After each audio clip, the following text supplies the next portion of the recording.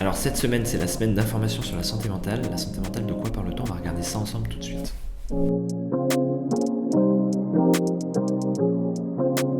Alors, comme tout le monde, quand je dois parler d'un sujet, j'ai commencé par aller regarder les définitions. Je ne trouve pas qu'elles soient complètes et qu'elles permettent véritablement de casser les tabous, les fantasmes, mais je vais quand même vous les donner parce que l'OMS parle de santé mentale, mais au sens d'une bonne santé mentale. Et la définition est très intéressante, elle dit « La santé mentale est un état de bien-être qui permet à chacun de réaliser son potentiel, de faire face aux difficultés de la vie, de travailler avec succès et de manière productive et d'être en mesure d'apporter une contribution à la communauté. » Très souvent, en fait, et c'est ce que je regrette malheureusement sur le thème, on va avoir beaucoup de fantasmes, on va avoir une approche très binaire, avec d'un côté les troubles mentaux, ce qui va relever de la maladie, de la psychiatrie, c'est les autres, et puis l'état de bien-être, c'est l'état parfait, c'est le monde des bisounours, et globalement, le monde devrait se diviser dans ces deux grandes catégories, soit vous êtes un bisounours, soit vous êtes un malade mental.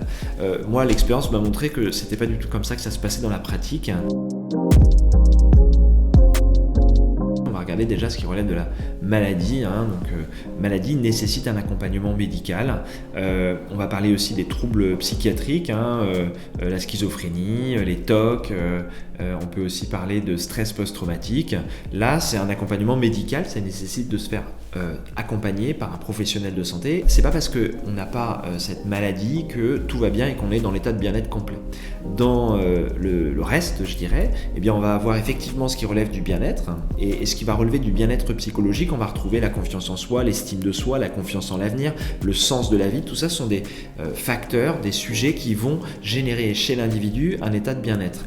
Et de l'autre côté, on va avoir aussi ce que je mets dans la catégorie du mal-être. On va parler de stress, de tendances anxieuses, tendances dépressives. Attention, on a tous du stress, on a tous des tendances anxieuses, on a tous des tendances dépressives. Globalement, ça va toucher à peu près tout le monde, au moins une personne sur 4, une personne sur 5 qui va vivre un état dépressif ou un état anxieux à différents moments de l'année. Maintenant, comment on fait pour réduire finalement toutes les tendances de mal-être et favoriser les tendances de bien-être? Le premier, c'est d'avoir une activité sociale. Avoir une activité sociale, ça ne veut pas dire attendre que le téléphone sonne et que les gens demandent de nous rencontrer. Ça veut dire avoir une approche proactive pour aller à la rencontre des personnes. Alors si on a de la famille, des amis, c'est formidable et on fait l'effort d'aller voir les gens. Mais si jamais c'est pas le cas, aujourd'hui il y a plein d'associations, il y a plein d'applications et c'est génial de pouvoir bénéficier de tout ça pour avoir une activité sociale. Le deuxième conseil, c'est d'avoir une activité physique. Il faut rester dans un corps qui est utilisé. Le fait que les muscles soient utilisés favorise la bonne fatigue et la bonne fatigue, le bon repos, une bonne santé mentale. Le troisième conseil, c'est la nutrition. Bien manger contribue à avoir un corps sain et de la même manière que d'avoir une bonne activité physique, ça permet le repos. Bien manger, c'est très important. Et le quatrième et le dernier conseil que je vous partagerai aujourd'hui, c'est quoi? C'est celui d'avoir une passion. La vie, parfois, nous expose à ce qu'on perde le sens des choses.